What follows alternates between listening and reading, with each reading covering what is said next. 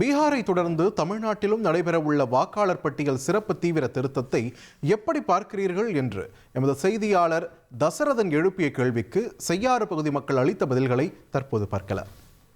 பீகாரை தொடர்ந்து தமிழகத்தில் சிறப்பு வாக்காளர்கள் திருத்தம் பண்ண போறாங்க. அது எப்படி பாக்குறீங்க நீங்க?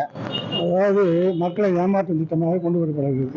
ரெண்டாவது என்னன்னா, சிறுபான்மையையும் முஸ்லிம்களையும் இல்லாத வரைஞ்ச மக்களை சேர்ப்பதற்கும் இங்கிருந்து அவர் நினைத்த மாதிரி திருத்தம் என்று ஏமாற்றுவதும் செய்யணும். இது நமக்கு தேவையில்லாத ஒன்று தமிழ்நாட்டுக்கு. இந்த வாக்காளர் பட்டியல் சிறப்பு என்பது தமிழ்நாட்டு மக்களுக்கு பாதகமாகத்தான் அமையும். ஆகவே வட மாநிலத்தர் ஊடுருவதால இங்க வாக்காளர் பட்டியல் கூடுதலாக சேரும். இது பார்த்தா தமிழ்நாட்டுக்கு ஆபத்து தரும். ஆனா இருந்தாலும் இது இருந்தவங்க நிறைய பேர் லிஸ்ட் மட்டும் கண்டினியூ ஆகுதுன்னு சொல்றாங்க. அது நீக்கணும். இன்னொன்று ஒரு டபுள் என்ட்ரி வருது. சென்னையில இருக்கிறவங்க இங்க வில்லேஜ்ல இருக்கிறவங்க இருக்குது, அதுவும் இருக்குது நல்லதான். ஆனா புலம்பெயர் தொழிலாளர்களை இங்க வந்து மறுபடியும் சேர்க்கணுது. அது கண்டிக்கத்தக்கது.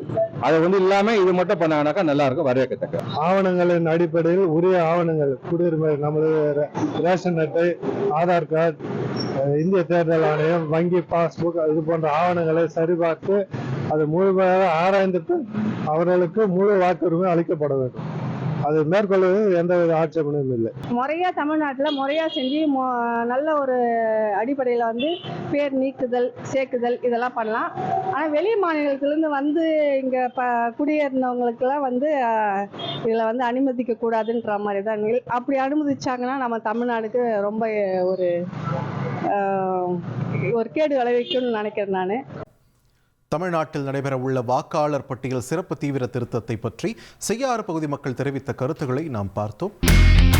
இனி செல்லும் இடமெல்லாம் செய்தி.